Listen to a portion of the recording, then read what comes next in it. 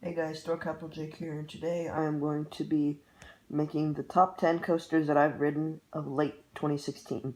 This list is going to be way different this summer because I'm going to have ridden over 80 at the end of the summer of 2017 if all the rides are open, but currently I've only ridden 38, and I know that isn't a whole bunch, but I only started being a coaster enthusiast um, since last summer, so.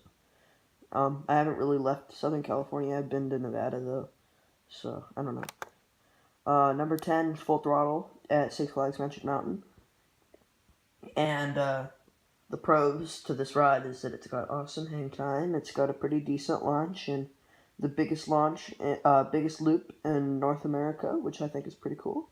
And obviously, it gives you awesome hang time. But it's very short. It's low capacity, so sometimes you can't ride it, and I don't think it's that intense, but it's still a fun little ride, and if you have time, I'd recommend riding it. Number 9 is El Loco at the Adventure Dome, and the pros are that there is some amazing ejector air on the first drop, and yeah, it's pretty awesome. It's got some good hang time through the zero-G stall, I think that's what it's called. It's got a really good soundtrack. I mean, it feels like you're on a non-stop party the entire time you're on the ride, which I think is pretty awesome. The cons are it's a little bit short. It's not as short as Full Throttle though. It's like 20 seconds longer. Uh, it's clunky through the first inversion though. I mean, it kind of arm bangs and bangs your knee around, as Coaster Jaden has said that before, and he's right. But it's still an awesome ride. It's really underrated since it's at the Adventure Dome and everyone thinks it sucks and it's ghetto. But it's a great little ride, and if you're in Vegas, I would definitely recommend riding it. Number 8 is Accelerator, and this may surprise some people, but I found this ride to be a little bit overrated. And by a little bit overrated, I mean a lot overrated. It's still got an amazing launch. The launch is fantastic. It's got a pretty decent drop. I don't like how it twists at the bottom, though. I think that kind of kills your momentum. It's really tall, and it's the tallest at Knott's Berry Farm. 205 feet tall. It's pretty intense. 82 miles an hour is pretty fast. It's way too short. Bank turns don't really do a whole lot for me, and it's kind of overrated, but it's still a good ride. Just, I wouldn't wait for it over 15 minutes. Number 7 is Goliath at Six Flags Magic Mountain. It's got a great drop. It's very intense and forceful through the helix, which is great. There's no airtime though. It's a little bit overrated, and the mid-course brake run just destroys your momentum. But it's still a fun ride. I like it. Number 6 is Superman Escape from Krypton at Six Flags Magic Mountain. And it's really tall, really fast. I like the backwards launch. It's got dual track, which helps out with its extremely low capacity. It is very short though. It's not full circuit, so it's technically not a Stratocoaster, but I consider it to be a Stratocoaster because it's just, I don't understand. It's low capacity, but the dual track, when it's running both sides of the track, helps that out tremendously. So that's good.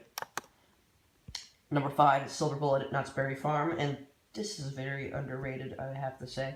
It's a B&M invert. I mean, what's not to love about a B&M invert? It's really smooth. It's got some awesome hang time, and the inversions are fun. They're a little bit forceless though, but it's still a fun ride. I mean, forceless is okay when you've got such a great ride. So Silver Bullet, it's really underrated and never gets that long of a line either. I've never seen it over 20 minutes, which is awesome. So you can ride it more than once in the day. Number 4 is X2 at Six Flags Magic Mountain. It's super intense. It's got an amazing drop. Awesome soundtrack. The fire and fog and stuff is cool. It's got some good flips. The turns are awesome, but it's a little bit rough. And this is a fan favorite at the park, so lines can get a little bit long.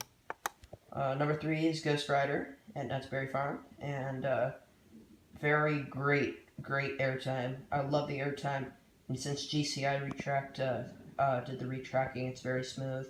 It's got a great drop. It's a very long ride, and the night rides are just amazing. But it is a popular ride, so lines are going to be long all day. And number 2 is Tatsu at Six Flags Magic Mountain. It's got a great pretzel loop. It's got a great sense of flight, which it really does feel like you're flying all over the park. It's really cool. It's fun. It's probably the best flying coaster. It's got some pretty good capacity with the two sides, but it does have long lines all day. Number one is Twisted Colossus at Six Flags Magic Mountain. It's got great airtime. It's not the best airtime, but there's tons of it.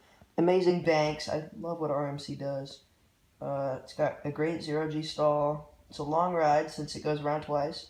It's dueling, and there's no flaws. This thing's awesome. Yeah. Alright, that's it. I hope you enjoyed the video, and thank you for watching. Make sure to like, comment, and subscribe.